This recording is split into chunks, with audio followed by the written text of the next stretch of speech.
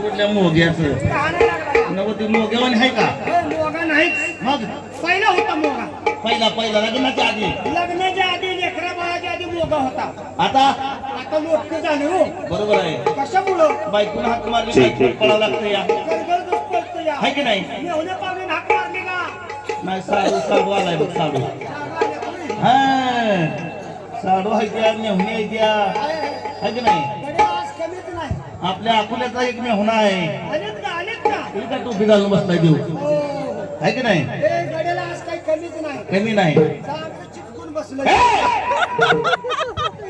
अरे त्यानं लग्न केलंय आपण लग्नच केलं की आम्ही कुठं काय म्हणतोय तेव्हा? अरे त्याचं लग्न झाले म्हणजे चिटकून बसलाय म्हणजे यांचं लग्न झालंय होय? पैसा नाही घालवला असेल ते जवळजवळ 10-20 लाख रुपये बाजारात लग्नाला घालवलं म्हणजे 10-20 लाख रुपये घातल्यावर चिटकून बसायचं असते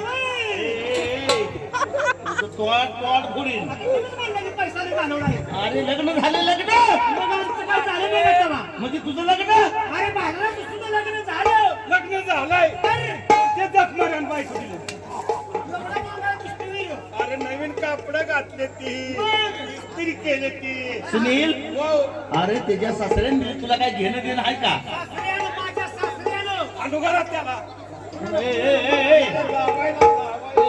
त्यातलं ते साप कुठं आहे साप घ्यायचं साप घ्या इकडे जरा थोडी तर असते ती का? काय झालं राहू दे पै पाहुण्यांना लागायचं पाय राहू पाहून दे मित्रमंडळींना लागायचं बर बर कमीत कमी माझ्यासारख्याला माझ्या मुलीला बघून तरी लाजायचं नाही.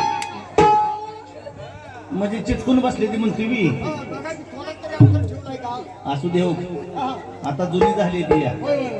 त्यांना काय जर बोललं तर ती मुर्दार आहे ती आता काय पाहिजे तिला पडायचं हो. तू काय जर बोलला त्यांना परत पडत नाही काय फरक पडायचा आता? मामा कसं काय मग? अरे वरबा पाहिजे मामा म्हणलं की मग. बरं आहे का ते बरं आहे म्हणलं तर. काय जावाय झाला काय त्या? पुन्हा चालला का? लगेच लगेच मामाकडे बसला पेटा लाल दिसला का मामा म्हणतो या हा? कशाला राहिला हिला हलकटच आहे काय तर आता ते बोटाने कवा निघायचं सांगा बरं. असू दे म्हातार माणूस काय बोलू नका कशाला?